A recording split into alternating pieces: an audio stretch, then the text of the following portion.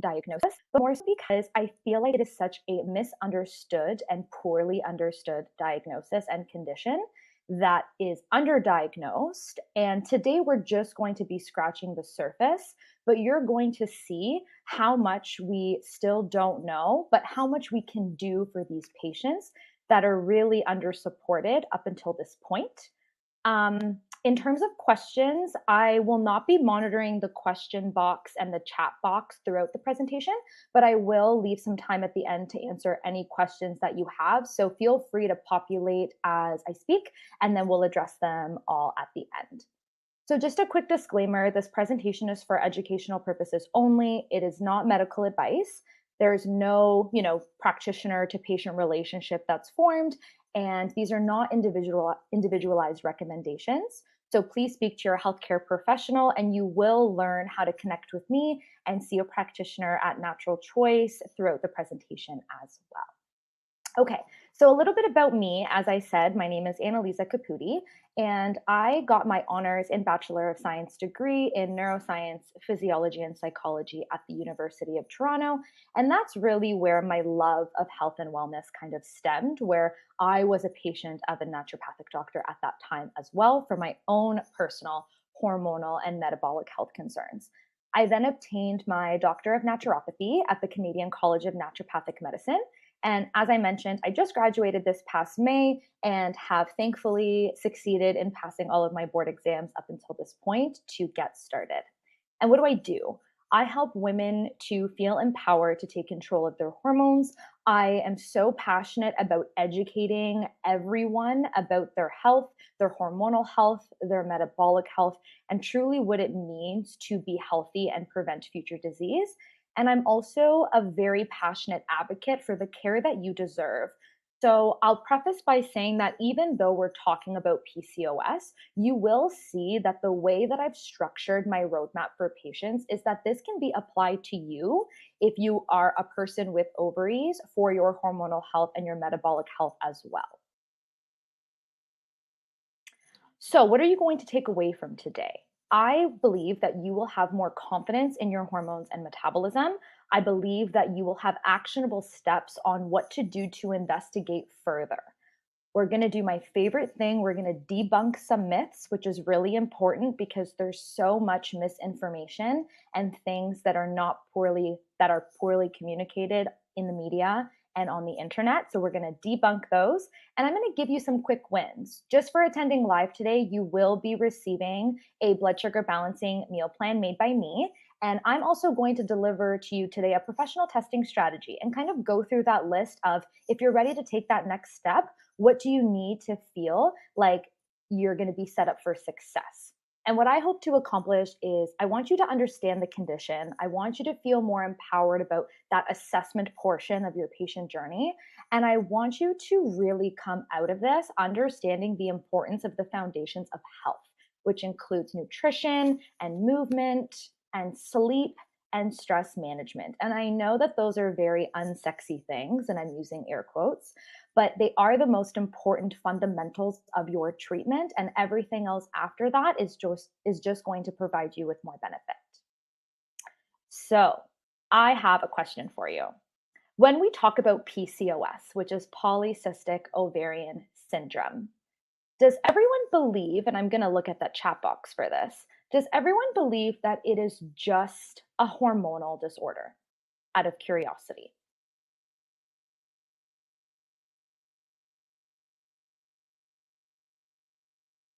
Oh, I love it. I got a hell no. No, I think it's more. Some people said yes.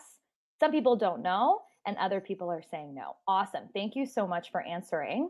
So, debunk myth number one, PCOS is more of a metabolic disorder. And we're going to really hammer that home today. But the main reason is because when we look at the root cause of this condition, it is not hormonally based. I'm going to say that one more time. When we look at the root cause of this condition, which is the thing that we are tackling to treat you, it is not hormonally based. So when people are educated and empowered about what their hormones are doing, you then unlock the potential for optimal metabolic health. I know I might be puzzling some of you, but I promise this will be very clear by the end of today's chat. Okay, we're going to start with a client story. So, obviously, I've changed the name for privacy purposes, but this is a true story of a patient of mine. Okay, meet Amy. This is Amy. She's beautiful. Up until this point, she's had an irregular menstrual cycle. She experiences acne and has hair growth that's coarse and dark in areas that you normally wouldn't have hair growth. She struggles to lose weight despite really eating healthy, having a really strong movement routine. As a young adult, she had an irregular period, so she was put on the birth control pill to help regulate her hormones, and things did get a lot better symptomatically. But now she's well into adulthood and she's thinking about her family planning future. She wants to have kids. Coming off of the birth control pill, all of those symptoms came back with a vengeance, and now they're worse. Her acne, her hair growth, her blood sugar dysregulation, and irregular cycles are back stronger than ever. I think we need to dig a lot deeper because this is a story we see far too often. And these patients are underserved and they're not given the proper care. It is way beyond a hormonal diagnosis, which we've already established at the beginning of our conversation. It's more of a metabolic syndrome because, and here's that newsflash, the root cause of why PCOS presents the way it does is because most of the time, and again, I'm making a very general statement, but most of the time, insulin resistance is the driving factor. Okay. Fortunately, the amount that naturopathic doctors can serve and help these patients is absolutely endless. And a lot of patients go through the conventional medical realm first. So when they land in our seat, we're not usually the first person that they've come to. But what you will see is that they are underdiagnosed. And unfortunately, we usually are the first primary care practitioner to deliver the diagnosis and set up an appropriate roadmap to resiliency going forward. Okay, so this is myth number 2. Who thinks, and I'm going to open the chat again because this is fun, who thinks that PCOS can be cured? My slide's kind of giving it away. Okay, not that you know of. Anyone else? I think it cannot. Some people are saying yes. Hopefully, or managed. Yes, not cured, but it can be managed. Awesome. Fantastic answers. So, one thing that you will learn about me, especially if you're already a patient of mine, is I'm very clear about what our goals are in terms of your treatment.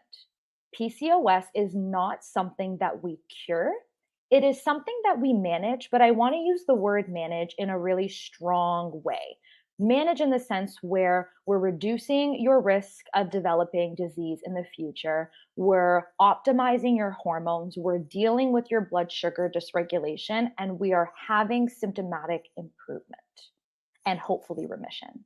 But this is something that I want to debunk because a lot of the narrative that I'm seeing online is ways to reverse your PCOS. Okay. And I want to make that very clear as we keep going in our talk today. Okay, so I've said the word so many times. What is PCOS? PCOS is a polycystic ovarian syndrome. And like I mentioned, that root cause of insulin resistance, basically your ovaries are just producing an abnormal amount of things called androgens. And androgens are male sex hormones that females also have, but we typically just have them in lower amounts. So people with this condition, their ovaries and the follicles in their ovaries are just producing a lot more androgens than they should be. So, this statistic is something that I always include because it is extremely overwhelming to know how many people are experiencing this, but also very troubling to know at how much of an underestimation it is. So, 1.4 million Canadian women and people with ovaries have been diagnosed with PCOS. But remember that a lot of the time, we are the first practitioner that's actually delivering the diagnosis, which means that the time to diagnosis is actually a really long time. And these women are struggling with all of these different dimensions of health without actually getting to the root cause of the problem. It is one of the most common endocrine disorders in women. And the fact that it's so underdiagnosed is part of the reason why long-term health risks remain undervalued, because that is going to be our main driver for why it's so important to treat this condition. The next step. So, diagnostic criteria. This is basically how do we determine if someone has PCOS? And you're going to learn as I go through the criteria that the name PCOS is a little bit of a misnomer. And what I mean by that is you would assume if I have polycystic ovarian syndrome, that must mean that I have polycystic ovaries. So I'm going to skip ahead and I'm going to go to criteria number 3, polycystic ovaries on ultrasound. Well, what's really interesting is you don't actually have cysts in your ovaries. It is just having too many follicles that are trying to grow and mature and develop an egg to ovulate. So that's already a bit of a misnomer. But I'll bring your attention to the top. A patient demonstrates 2 of 3 criteria, which could mean that you don't even need to have polycystic ovaries on an ultrasound in order to meet the criteria for the diagnosis. So I wanted to start off by explaining why it's a misnomer. There's also been a lot of controversy surrounding the diagnosis because the actual trademark symptoms, so those classic symptoms such as irregular menstrual cycles, not ovulating consistently, and having those high androgen symptoms like acne and hair growth can be very subjective and poorly defined. And we are still figuring out proper ways to objectively identify those symptoms. Currently, the following criteria is necessary. So the first one is a lot of medical jargon, oligomenorrhea or anovulation. So what does that mean? Oligomenorrhea is irregular menstrual cycles, either being you only have 8 or less per year, or your cycles from day 1 of your period to the next day 1 of your period is over 35 days. And when we talk about signs of ovulation, that can look like a lot of things. There's ways of predicting ovulation and there's ways of confirming ovulation. And we'll go in a little bit more detail later on in my talk. But what I will let you know is the gold standard for determining if ovulation has occurred is cervical mucus changes. So some women don't have discharge at all, so it's a little bit more difficult. But a lot of the time, when we get that cervical discharge, we will notice that it becomes this egg white, creamy, sticky consistency around the time of ovulation. The only other way to confirm if we've ovulated is to do a blood test of progesterone 7 days before your expected period. But as you can imagine, for women with PCOS who have irregular cycles, that can be really hard to predict. In ways to predict ovulation, there is basal body temperature tracking, which basically requires you to take your basal body temperature every single day of your cycle to find that small window of time where when we ovulate and progesterone levels increase, we get that heat thermogenic effect of progesterone that raises our basal body temperature by a few point degrees. So that's one way. Another way is using LH strips. Now, the problem with LH strips and PCOS, which we'll go into after, is you can actually get a lot of false positives. And I'll kind of dive into that later on, but those are all of the different ways that we can confirm if someone has ovulated. The second criteria is clinical and or biochemical signs of high androgens. Examples include acne, like I mentioned, hair growth, like I mentioned before, and also female pattern hair loss, which is typically on the top of your head over here. And then last but not least, we have those polycystic ovaries on ultrasound. The old criteria was actually over 12 follicles in one ovary, and they recently updated it to be 20 follicles in one ovary. The problem with this is you would only know this if the patient had a transvaginal ultrasound, which is why it can be a little bit difficult to determine if this criteria has been met because of access to that imaging. But again, you don't need polycystic ovaries to meet the criteria. Okay. So, why do we care? Why do we care about all of this mumbo jumbo? It is extremely important that we properly screen, assess, and treat PCOS because people who have PCOS now are a lot more at risk for long term health outcomes that are including but not limited to all of those that I listed on the right side of the page there. And you'll notice hormonally, we have infertility and risk of miscarriage and recurrent miscarriage 100%. But if you notice, all of the other risk diseases are metabolically related, which is exactly back to my point that this is a metabolic condition. The problem that I have is we're not screening younger populations enough to flag those high insulin levels, to flag those signs of high androgens, because in our younger years, it does take a little bit of time for our menstrual cycle to regulate itself. So, if we just dove a little bit deeper and properly investigated in those younger populations, we have an opportunity, an amazing opportunity to prevent these long term diseases in our population going forward. Another reason why we care is because a lot of the time, patients are on conventional medication, such as the birth control pill, for a lot of symptoms associated with PCOS. Why do we care about that? Well, it's going to hide the fact that we have an irregular menstrual cycle. It's also going to probably improve those signs of high androgens. The only thing it will not impact is insulin resistance. And in fact, the one thing that will happen is it has the potential to make that insulin resistance worse. Okay. So I'm driving that point home that we care about the metabolic byproducts of this condition, and we need to dive a little bit deeper in our younger population to be able to properly assess them early. Okay, insulin resistance. I talked about this as that really big root cause main driver.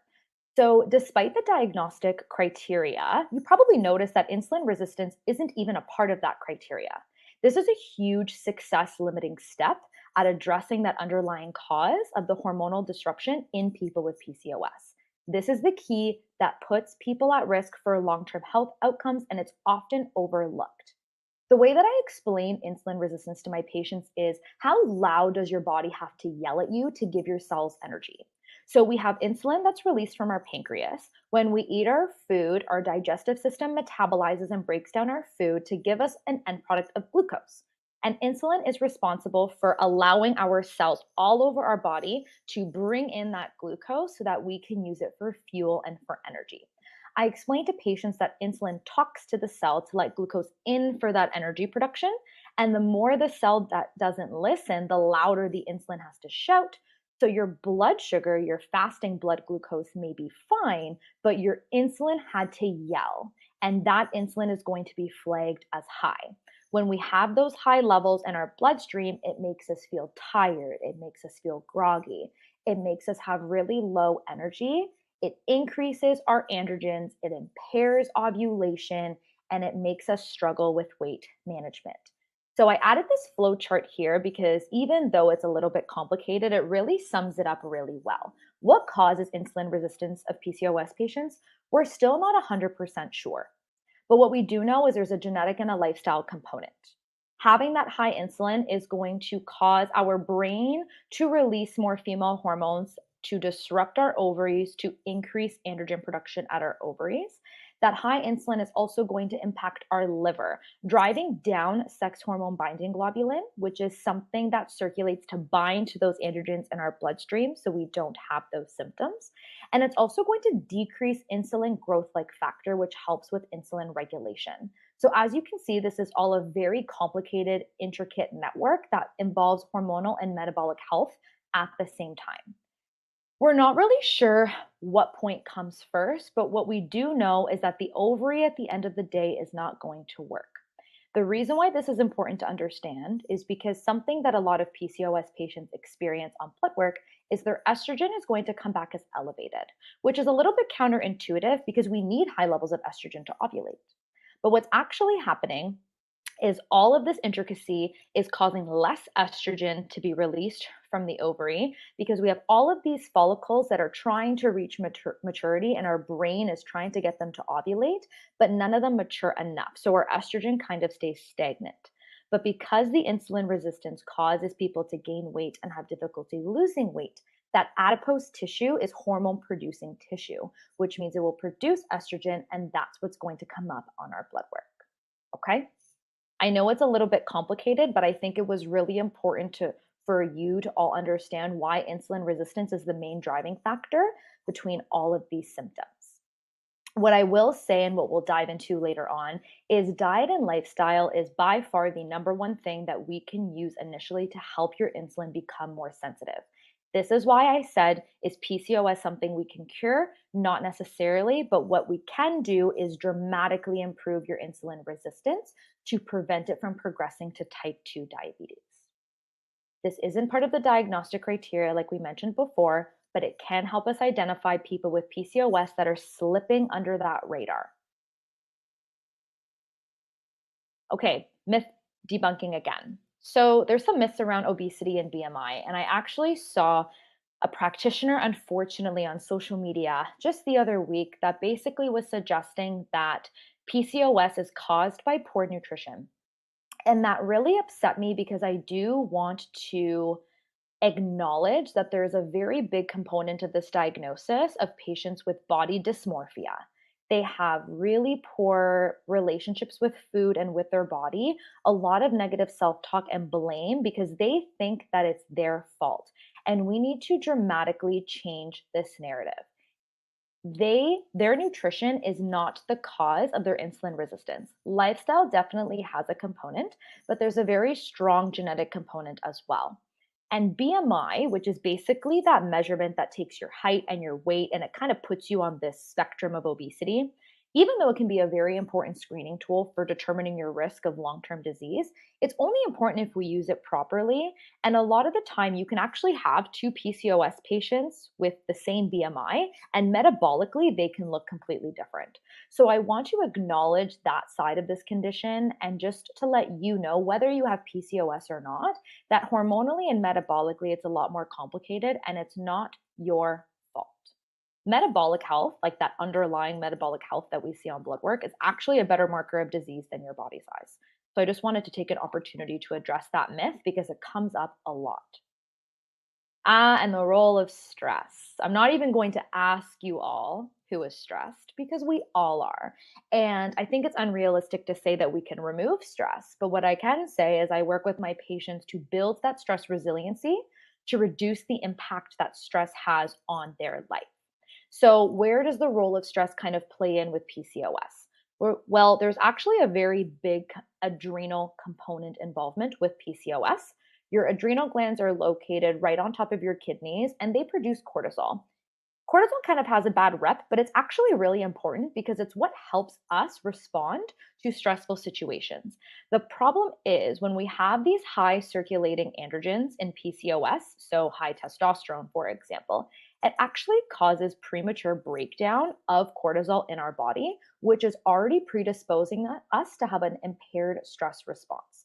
And this is why you'll see later on that stress management is so key in helping these patients deal with their condition.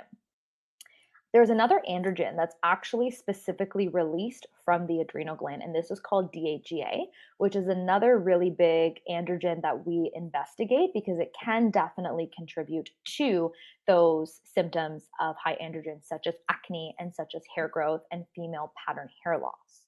Does this mean we need to test cortisol? No, we do not. Unfortunately, serum or blood levels of cortisol don't actually tell us very much. So I more so use the symptom picture of the patient to kind of guide me in regards to their stress management as opposed to a blood test on this one. Now, what does this translate in terms of symptoms? Mood swings, anxiety and depression. PCOS patients are a lot more at risk of developing those types of mental health illnesses. And also, there's a report of a lack of concentration and ambition, and that's all part of the PCOS picture. So, I'm sure a lot of you can relate to a lot of the things that I'm saying, so you can understand how it's really hard to pin down this diagnosis because the symptoms are so integrated. Okay, I'm going to touch on ovulatory dysfunction. So, ovulatory dysfunction is basically where PCOS patients could have irregular cycles and not be ovulating consistently, but they could also be having regular periods. And that does not mean that you're ovulating every cycle. 85% of PCOS patients have menstrual abnormalities, including that small subset that have regular cycles. And actually, 6 to 12% of women are actually experiencing this condition called hyperandrogenic anovulation, which basically just means that the ovaries are producing those high androgens, which is suppressing the ovaries' ability to ovulate. Tracking this becomes really important, especially if fertility is a desired outcome, but also because ovulation is another marker of just really great hormonal and reproductive health. So I kind of talked about this at the beginning in terms of ovulation. One thing that I get my patients to do a lot is tracking. Objective data is our friend because it is what is going to help us know where you started at and how our treatment is progressing. So those cervical mucus changes are going to be really key. And you can use an app such as the Health app on your iPhone. There's also a lot of really free, great apps such as Clue or Flow that I know a lot of my patients are already using. So tracking this becomes really important to really get that objective view of what your menstrual cycle is doing. Now, this image here is going looks a little bit complicated, and I'm not going to go through it in very much detail, but I wanted to give you a visual of how the hormonal fluctuations in a normal menstrual cycle versus a PCOS comparison is so different. I'm going to bring your attention to that first image, and what that's showing us is the hormones that's released from our brain that helps our ovaries to ovulate. That mid dotted line is ovulation. So you'll see in a normal menstrual cycle, we have a surge of LH, whereas in PCOS, the LH is pretty constant. Do you remember when I mentioned to track ovulation, a lot of patients use LH strips? And they'll come back to me and say, Annalisa, my LH was positive. This is great. That means I'm ovulating. With PCOS, the LH consistently stays elevated because your brain is trying to get your ovaries to ovulate. So you actually get false positives when you're not ovulating in reality. That last image at the bottom, I want to point your attention to that green arrow and line. Those are your androgen levels. So you can see that in PCOS, those androgen levels are consistently higher and staying a lot higher. And then at the bottom with that image, that's just showing you the difference between one follicle that's maturing and ovulating. And then once it's ovulated, progesterone makes that corpus luteum, which is that brown dot looking image. Versus in PCOS, you have too many follicles that are all trying to reach maturity and none of them actually end up ovulating. So I hope that was helpful, but I just wanted to give you a visual representation of what's going on physiologically. Okay, then we have hyperandrogenism and hirsutism, which is another really big part of that diagnostic criteria. What I will mention is in the diagnostic criteria, it's clinical or biochemical signs of high androgens. What that means is if you present to me with acne and hair growth, etc., I don't actually need to confirm on lab work that your androgens are high because a lot of the time they might not be at that moment in time when your blood work was taken. Hirsutism develops gradually and it also intensifies with weight gain. So, what I do, especially if I notice the symptom, is I use an objective measure called the Ferriman Galway score. And yes, hair growth is going to depend on our background and our ethnicity, but it basically allows me to score you based off of these images to determine where on the scale of hirsutism do we sit. And then we can consistently do this assessment as we target that in our treatment plan to see if we're making improvements. So this is just one of those assessment examples. But like I mentioned, high androgen symptoms such as acne and female pattern hair loss are all part of that picture. Okay, screening and assessment.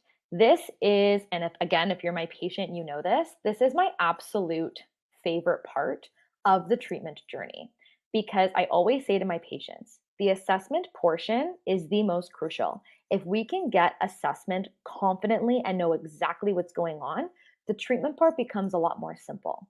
Why do we do it? We do it to diagnose and also to rule out other conditions because we need to do our due diligence. We want to further understand your specific scenario. We want to get a baseline before we start treatment because then we're able to actually monitor treatment over time and know if we're progressing towards your goals. And it's also really great from a preventative standpoint because we can assess future risks and make predictions. What I do want to say at this point is there are special populations with PCOS that we won't be going into in depth today. Everything I'm speaking about is very general, and how we treat these special populations can vary. Those include adolescents, and those also include people who are in that preconception or infertility stage. The basic principles that we talk about today can be applied to anyone, even without PCOS, but I just wanted to kind of give that disclaimer. Now, before I kind of dive into the lab strategy, I do want to take this opportunity to let you know that as, a product of registering and attending this webinar, I have blocked off some time in my schedule this week to do discovery calls with any of you who just want to connect one-on-one and, we can chat about some things that I discussed today in the webinar and we can learn a little bit about how we can work together and how this can be a really great opportunity for you to take a charge of your health before the end of the year. So, yes, in the chat box, there's that little prompt to book your call. So, please feel free to look through my availability. Okay, lab testing strategy. You're going to have to sit back and bear with me for this one. So, as you can see, this is a laundry list of lab work. Is this something that we test with every single patient? Absolutely not. It very much is individualized to the patient. And what I always say about lab work, it's always a part of our assessment protocol, but I only test what is going to influence our treatment plan. Okay. And that's really, really important. If it's not going to tell me something I already don't know, then I don't need to do it. So I'm just going to run through each of these components and kind of let you know why we're testing it for PCOS specifically, but also for hormonal and metabolic health in general.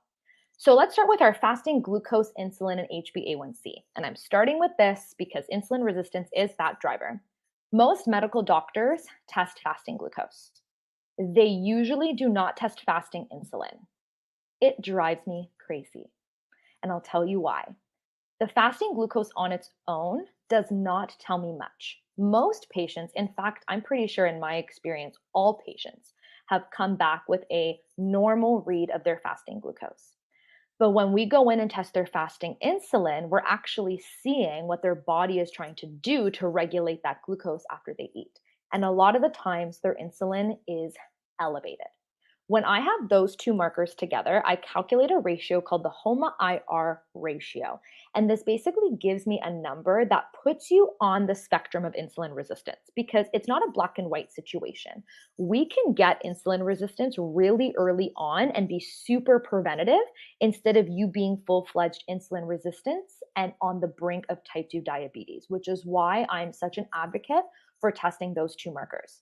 Your HbA1c is also really valuable because this is a marker of how your blood sugar has been regulated for the past 3 months. So I always throw all of those in together.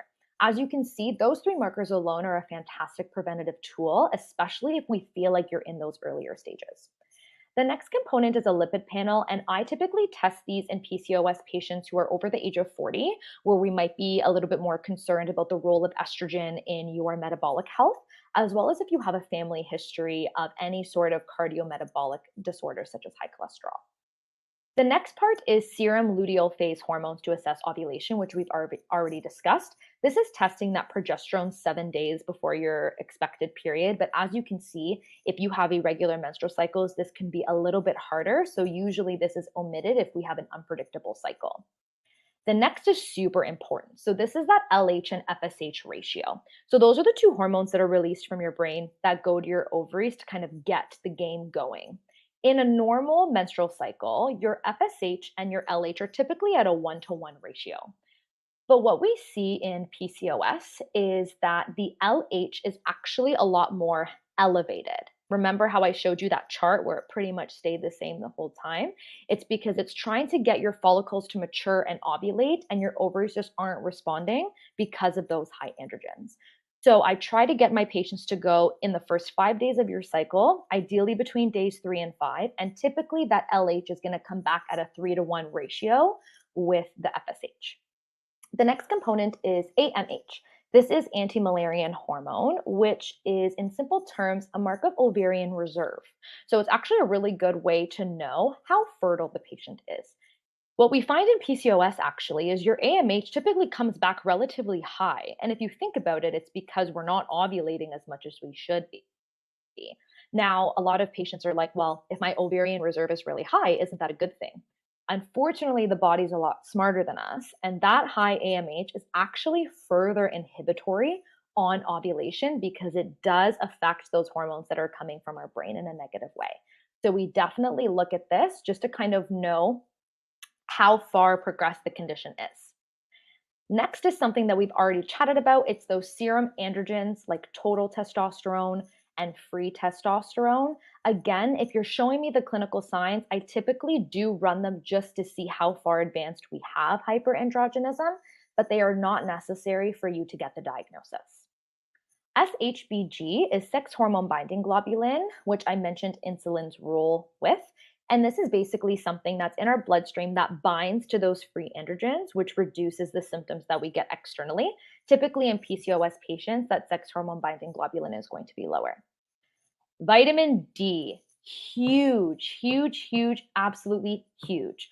I don't like that it's called a vitamin because honestly, vitamin D functions more like a hormone, anyways. There is a variety of reasons why vitamin D is imperative. It literally does everything. Just to name a few, it helps with hormone production and regulation, helps with inflammation, helps with our immune system, helps with our metabolic health, and I can keep going. The reason why we need to test vitamin D is because most Canadians are deficient, but that's just step one. Step two is we need to actually know a baseline of your vitamin D status because dosing vitamin D is imperative on that baseline level. Anything above 2,500 international units a day is considered a prescription. And there is such thing as vitamin D toxicity. So we need to make sure we're giving you the proper dose for the proper amount of time to get you to that level without reaching toxic levels. Next, we have ferritin and a complete blood cell count. I do this to just rule out anemias such as iron deficiency or vitamin B12 deficiency anemia. The other reason why I do it, and this kind of goes with the next point about the inflammatory markers, is because a lot of the times there is inflammation in a PCOS patient. And ferritin is something called an acute phase reactant, which means that in a state of inflammation, your ferritin will be elevated. Why do we care about that? Because that can actually mask an iron deficiency because your ferritin is resembling your storage form of iron. So I always do this because I become a little bit peculiar if your ferritin appears higher, especially if you are bleeding consistently. Then we have the inflammatory markers, like I mentioned, and this is really important for guiding our plan for metabolic health. Then we have DHEAS, which I did talk about when we talked about the role of stress. This is that androgen that's produced by our adrenal glands, so it is a really great marker of how stress is playing a role in your condition. Then we have something called 17-OH progesterone. This is not something I test often, but it is something that I do to rule out a condition that's genetic that resembles PCOS without being PCOS. So I always use it to rule out and do my due diligence. Then we have prolactin, which is also typically elevated in PCOS patients and can definitely signify high androgens. And last but not least, we do a thyroid panel, a full comprehensive thyroid panel, and celiac testing. These seem kind of random, but the reason is because PCOS patients are typically more at risk for developing autoimmune conditions. So I always like to make sure we're ruling all of those things out prior to initiating treatment because it can make our treatment look very different. Okay, so I'm not going to be discussing conventional treatment options in too much detail, but I'm laying them out here because typically these are the things that my patients are coming in with that they've already been on in the past or they're currently on right now. And again, we're usually not the first primary care physician that PCOS patients are seeing for their symptoms. And I will also say that there's definitely a time and a place for conventional treatment options. I want you to advocate for yourself and feel empowered to make informed decisions that are best for you.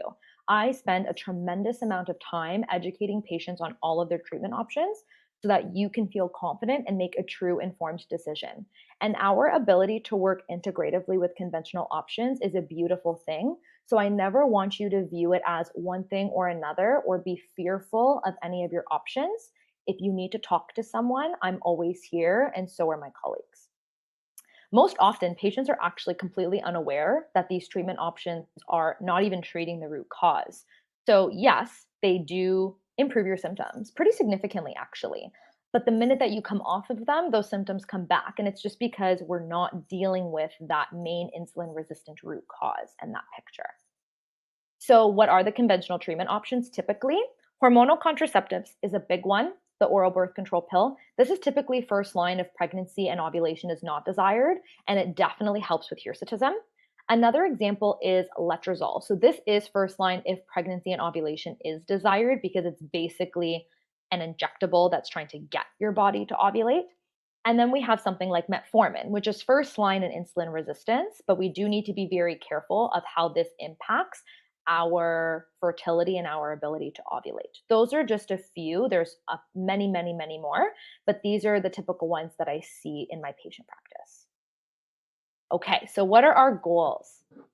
The obstacle to cure for most patients is the spread of conflicting and misinformation about how to manage their diet, how to deal with movement, and their lifestyle. There's so many ways that we can help a PCOS patient, and here's a little bit of insight into what the typical patient journey looks like.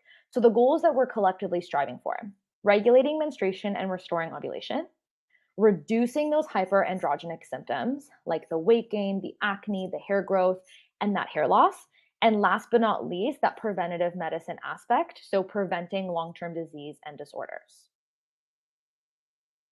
Okay, so this is something that I've curated only because I saw so many patients in my practice already. And I found that this 3 step roadmap to resiliency was very applicable to PCOS patients, but truly to anyone who had any sort of hormonal or metabolic disorder. We're going to go through each of these in detail, but they are blood sugar regulation at step 1. Step 2 is hormone optimization for fertility and beyond that, because it's not just for fertility that we care. And also that stress management and long term disease prevention piece. All right, everyone's favorite topic. We're going to dive into nutrition. Like I mentioned before, when we had that conversation about obesity and BMI, poor nutrition does not cause PCOS. And another thing that I'm going to debunk is there is so much information and suggestions about restrictive eating patterns. If you're my patient, again, you know I do not use restrictive diets. I do not find that they give you long term benefit. I don't find that the literature or the evidence available even supports restrictive eating for these conditions. It feeds into that poor relationship with food and body image and all of that negativity that's going to hinder your ability to be the best healthy version of yourself. Okay. So, what do we know in the literature? We know that losing 2 to 5% of body weight can actually help with insulin resistance, of course, and increasing that sex hormone binding globulin to bind to those androgens. Losing 5% of your body weight in a healthy way can actually restore ovulation. There's also a really big improvement in mental health scores, and arguably it's due to improving the way you feel about your body.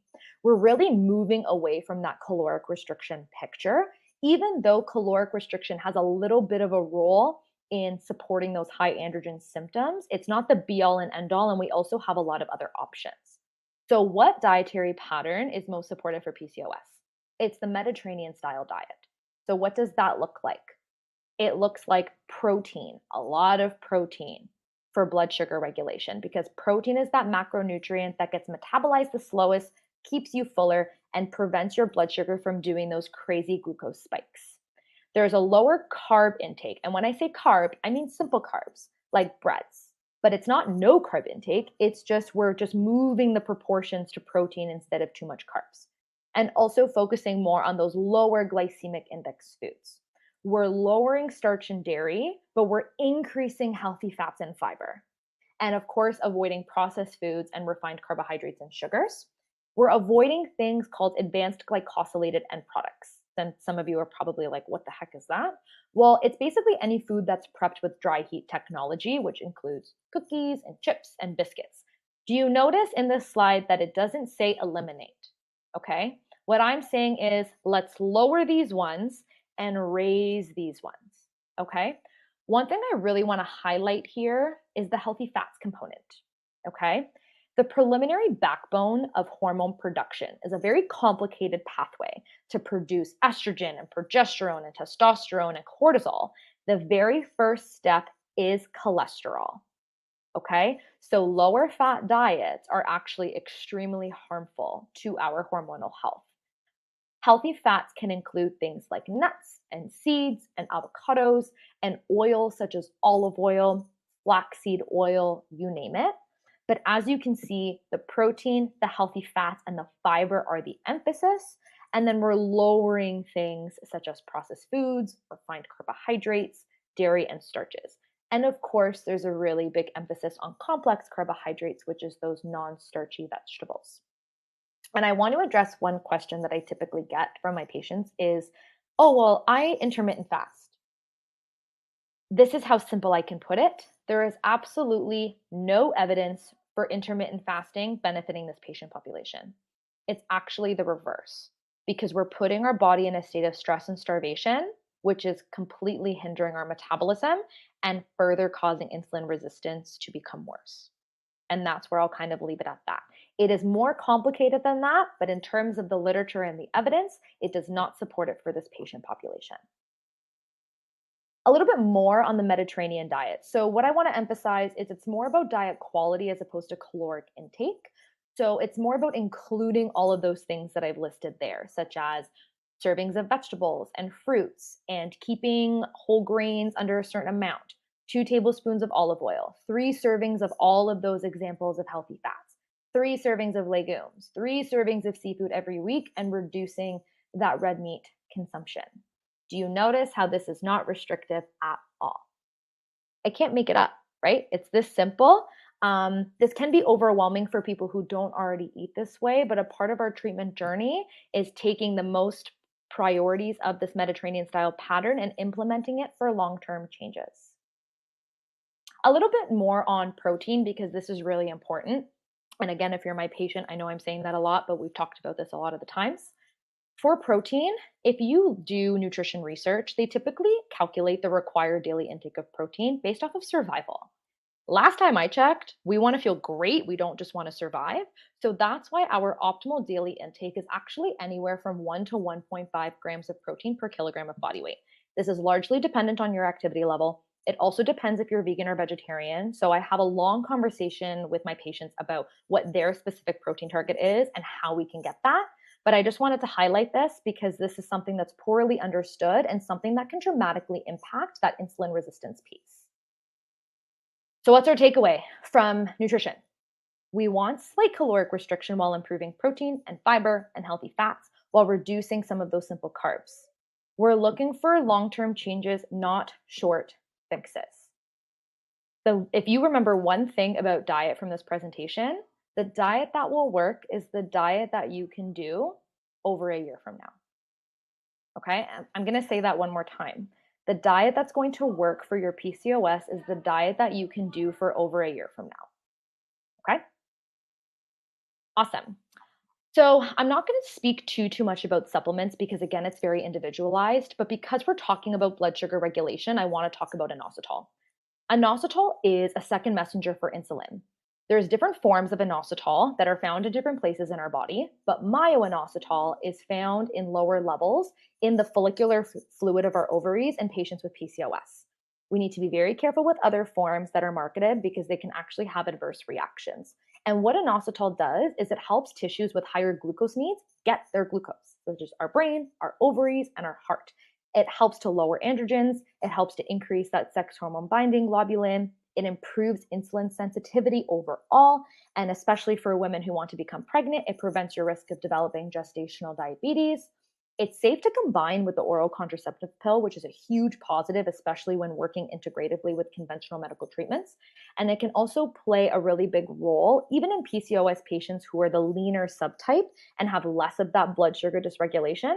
It also has been shown to optimize ovulation in those patients as well. Now, you do need to speak to your healthcare provider for form and dose, when to dose, how to take it, etc. But I wanted to bring it up because this is a really big trademark for blood sugar regulation and PCOS. Some other considerations that kind of go through my patients is berberine and cinnamon for blood sugar, zinc for acne symptoms, and selenium if thyroid conditions are at play. But overall, this one is a really big trademark for blood sugar. Now, the second step in our roadmap to resiliency is hormone optimization. This is a really big step, but I've put the main points here. We talked about tracking our menstrual cycle and ovulation. This is something that I get my patients to do all the time throughout our treatment from beginning to end. We also focus a lot on antioxidant support. There is something called N-acetylcysteine, which is a precursor to glutathione, which is the most potent antioxidant that our body produces. And this helps to obviously be an antioxidant, but also improve insulin secretion from our pancreas and lower those androgens. The dose largely depends on the person's weight, so this is why it's very individualized to the person as well. There comes vitamin D again, right? So I highlighted just a few of why it's so important, but testing is crucial.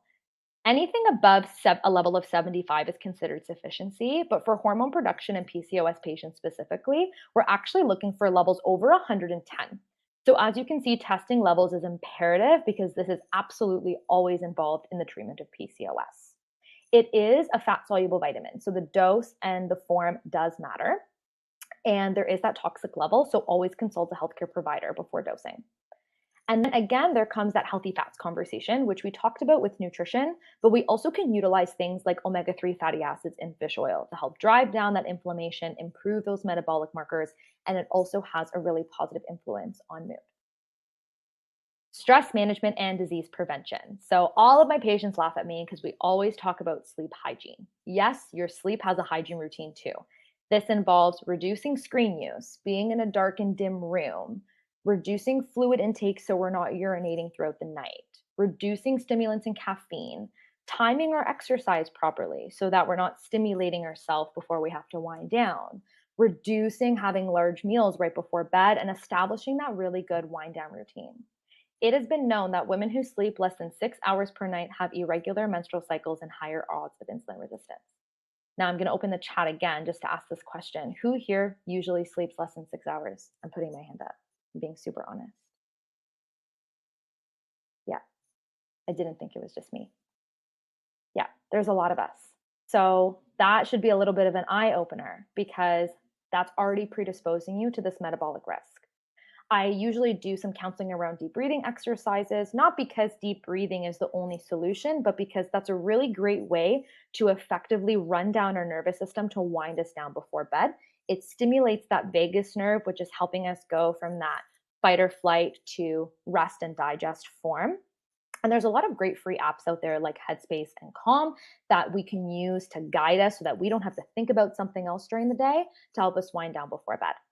And last but not least, we have that low intensity restorative and strength training exercise versus high intensity exercise for PCOS. It's a little bit counterintuitive. Some HIIT training can be valuable, but what the literature is showing is that more rigorous exercise can be detrimental because of the stress that it puts in our body, purely because of that. And restorative exercises like walks and yoga and strength training is more suitable to lower BMI and improve blood sugar markers than only high resistance training alone. Okay, what does my plan look like typically? First, we do a history. We do a sufficient and comprehensive intake to really understand your individual picture. This presentation completely scraped the surface. It is so much deeper than this. I ask deep questions about your history, about your menstrual cycle. I educate you around things that we might not even be paying attention to. And then we dive into all of those symptoms that you're probably coming to me for.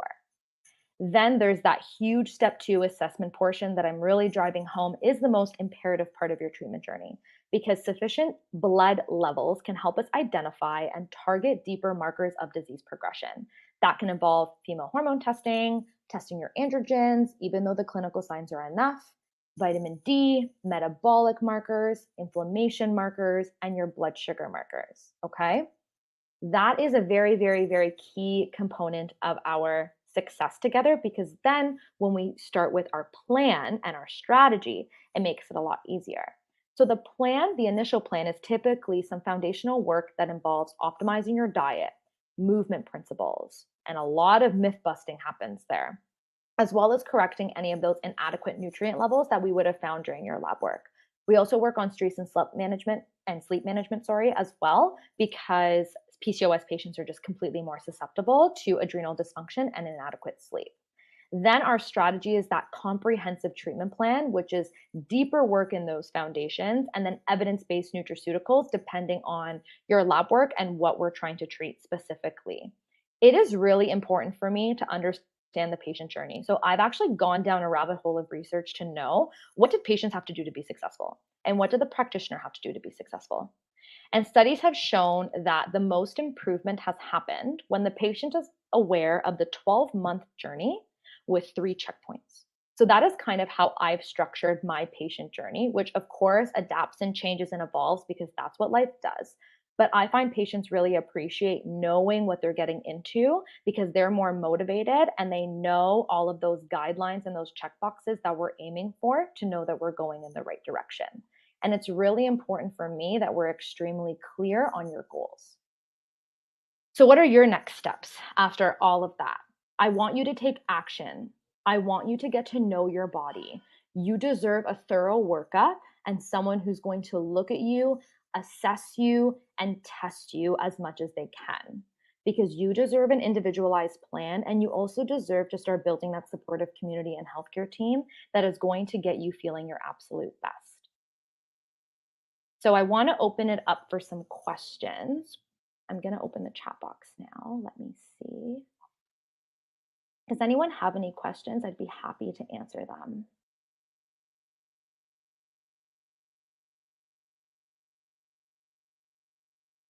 You can populate the chat box if you have any questions, or if not, that means I must have covered everything. Awesome. Okay.